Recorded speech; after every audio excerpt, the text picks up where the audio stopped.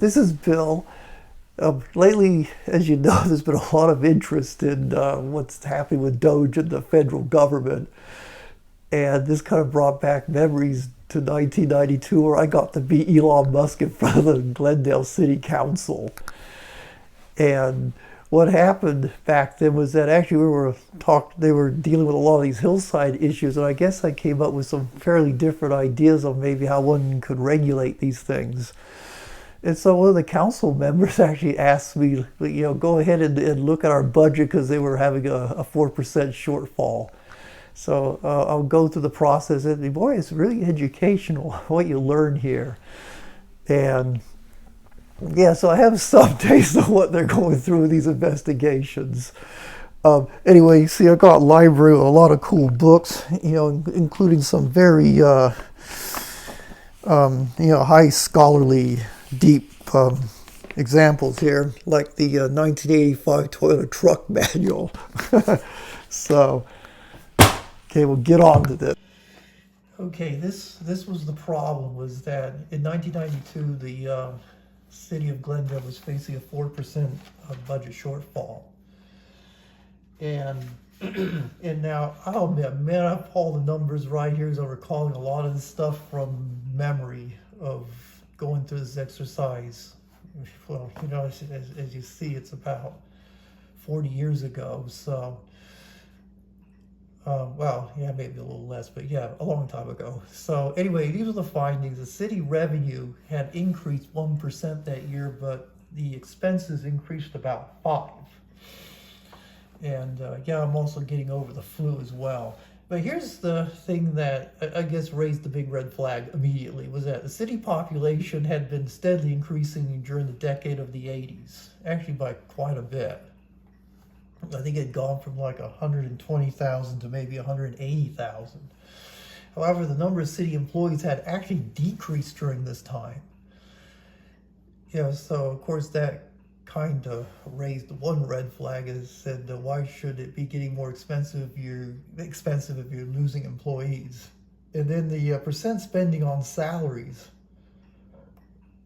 This went from about 50% in the 1970s to now about 80% in 1992. So in other words, everything outside of salaries was really being trimmed down a lot to pay salaries.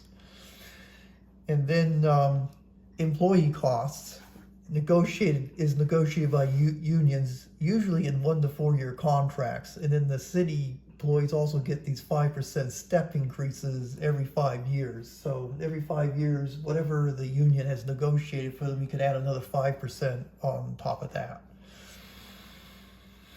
Okay, so these were the costly practices, was that during high inflationary periods, usually preceding a recession, the unions would negotiate a long multi-year contract, typically 4 years.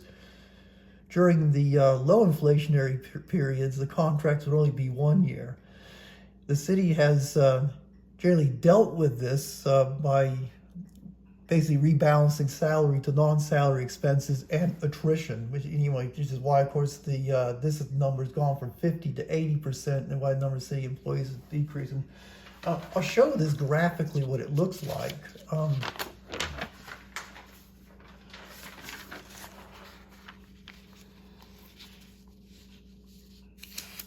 So here we go. Okay, the only data that's real here is the inflation data in the black. This is a CPI because that I could look up on the internet. The rest of it I could not.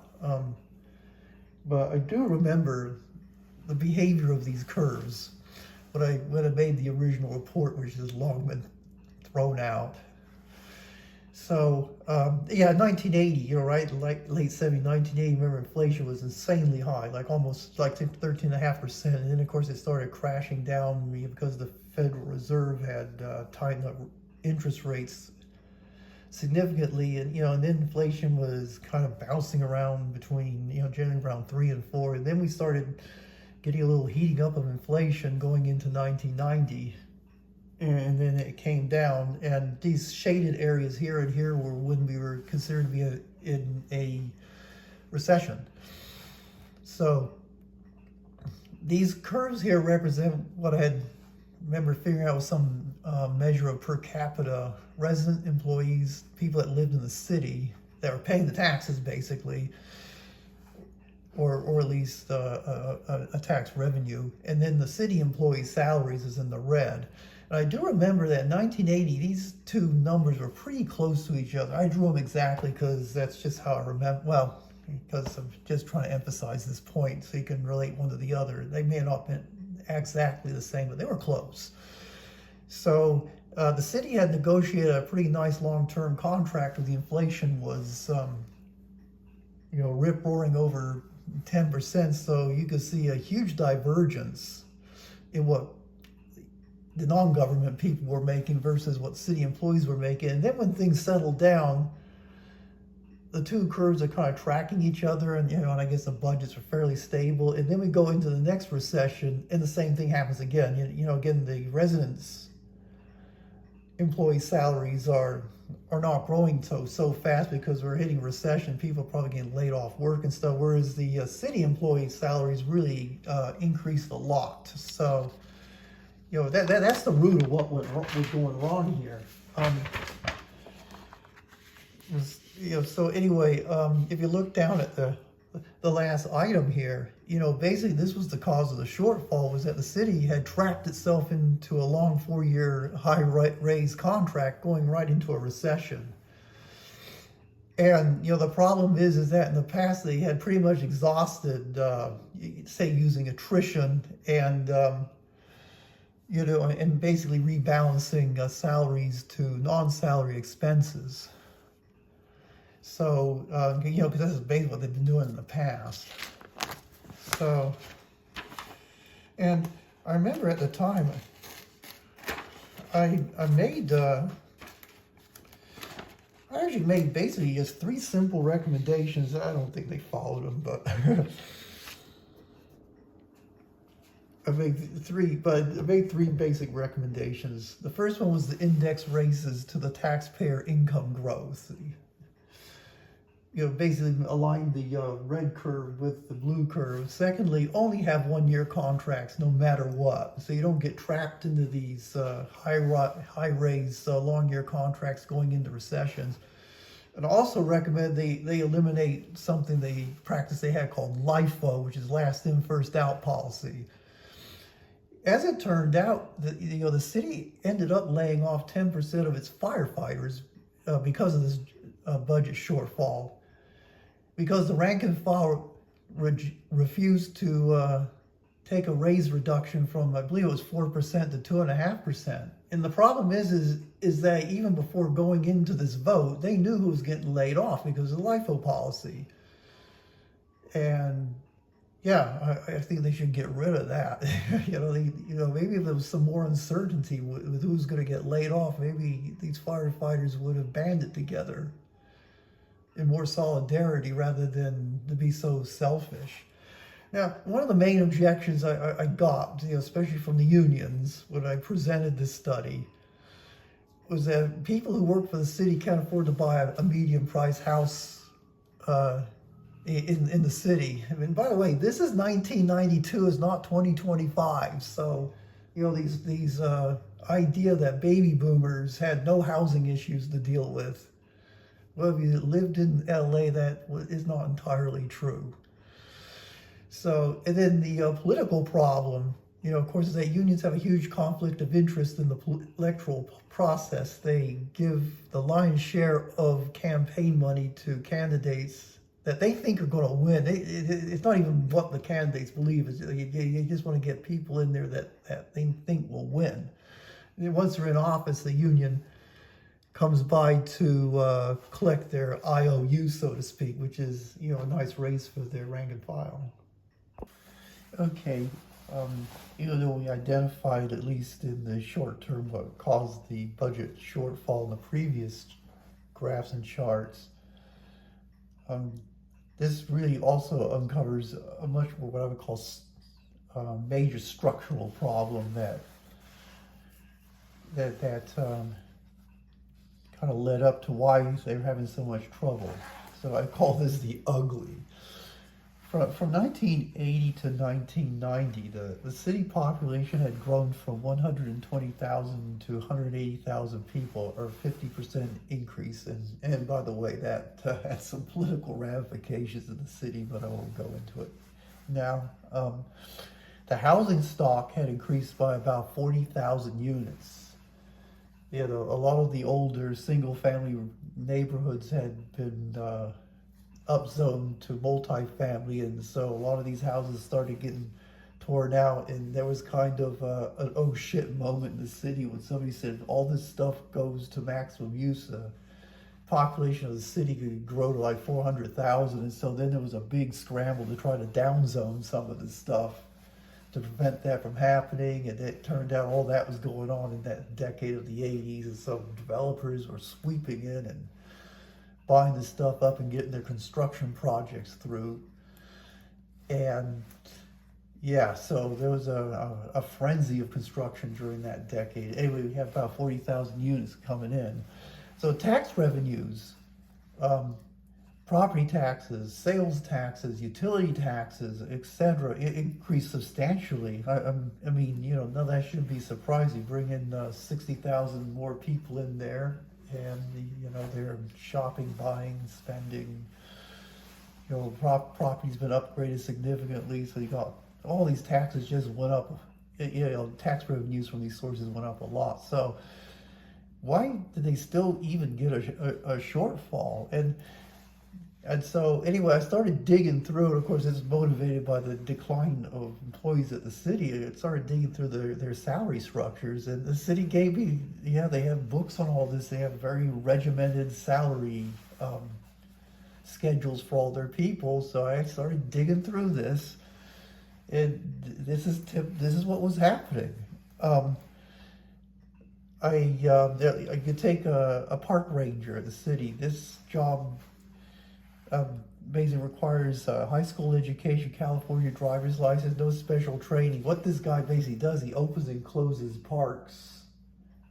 He basically goes through, he empties the trash cans, you know, probably checks the facilities, the bathrooms, you know, kind of keep these places clean and tidy. And, you know, then if something's broken or unsafe, he calls the facilities department of the city. They'll send out a tradesman to you know, go ahead and make the necessary repairs.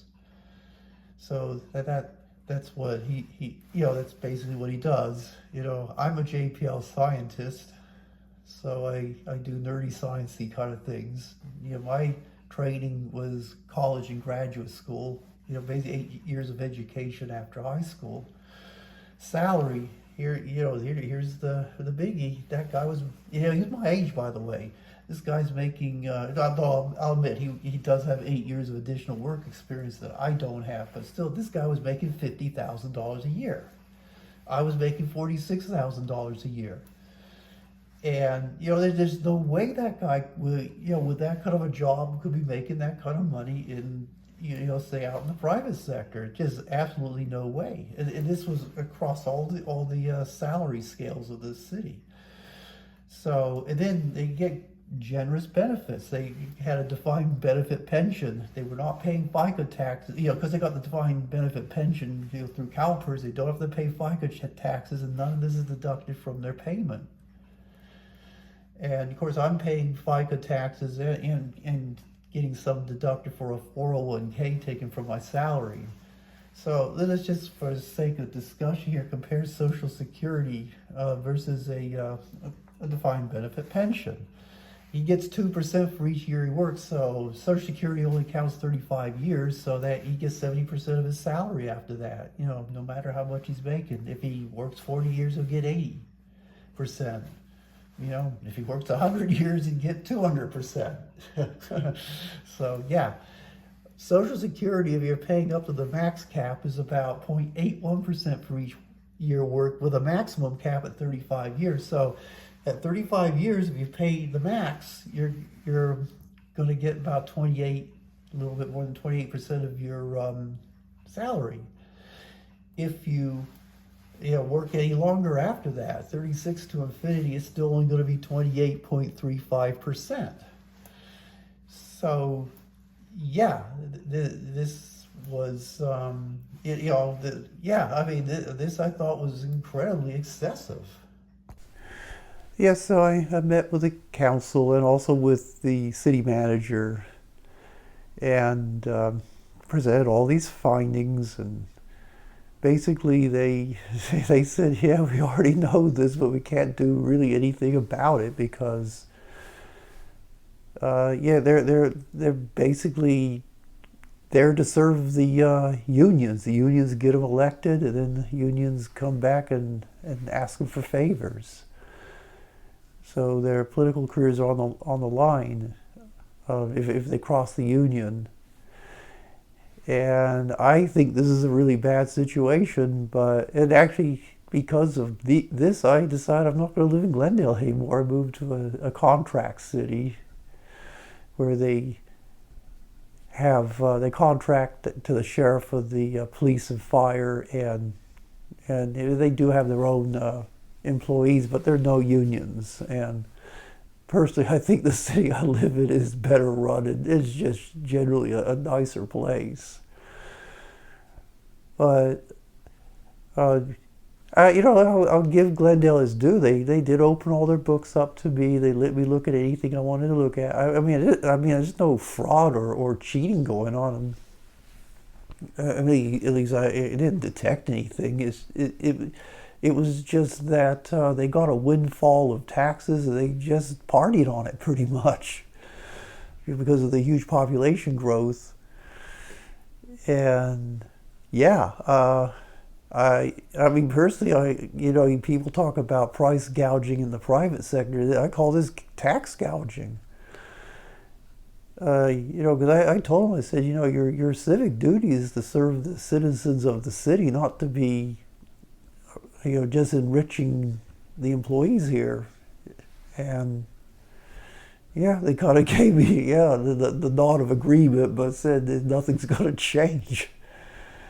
So yeah, having said this, you know, look, I personally don't blame Trump and Musk looking into government. I think it's a good idea. I mean, yeah, I'm sure a lot of people are not going to like it because, you know, it may unfold these kind of, I think, pretty abusive practices.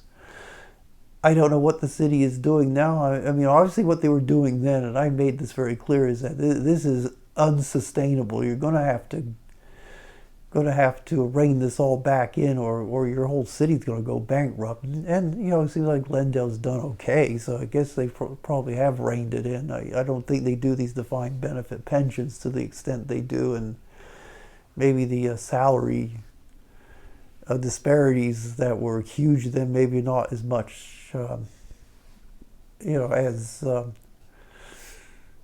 it was back then. So, and you know, of course, the excuse they give me is that, well, Burbank's doing it, Pasadena's doing it, you know, and the city of LA's doing it. By the way, speaking of city of LA, yeah, we had a pretty significant economic downturn that even affected the housing market. Prices even came down, and one of the feature articles in the Daily News was that the MTA bus drivers with overtime were actually getting $100,000, $120,000 a year salaries. And we're talking like 1993, you know, or 92. And some of these people were actually losing their houses because they bought at the peak of the bubble in 1989. And because of the economic downturn, they lost their overtime opportunities to make money. Their salary went back to whatever the base is. You know, maybe it was only $80K a year, I don't know, $60K, something like that. And now they couldn't afford the houses they were in. Yeah, so yeah, I mean, the city's right. I mean, this was just a pervasive practice of that time. And I found it really discouraging. So yeah, I guess if you're one of these guys that thinks the government can do absolutely no wrong, I mean, please explain what I'm missing here. I think this is maybe why I'm not such a pro-big government, trust in the government type person. But anyway, I hope you enjoyed this video. This is all I've got for today. Anyway, like and subscribe. It helps with my low self-esteem. And until next time, bye-bye.